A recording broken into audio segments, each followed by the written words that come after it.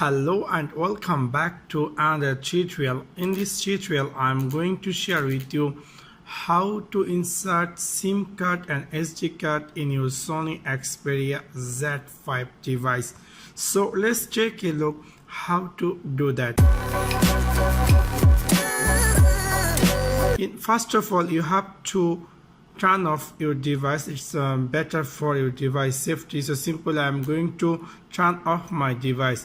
In the left side you will see there will be a tray. Simply try to open this tray after your device is turned off. So I'm going to open this tray, and after that inside you will find a SIM card tray, and the left side will be a SD card tray. So I'm going to remove the SIM card tray, and you will see there will be two SIM card system. You can add two nano SIM card. So I'm going to put my two nano SIM card on this tray. So I'm going to set up simply. I'm going to take this SIM card and put it here like this, and then I am going to take another my SIM card here, and then simply put it here. In the back side will be the chip, will be chopper, and you see how I put.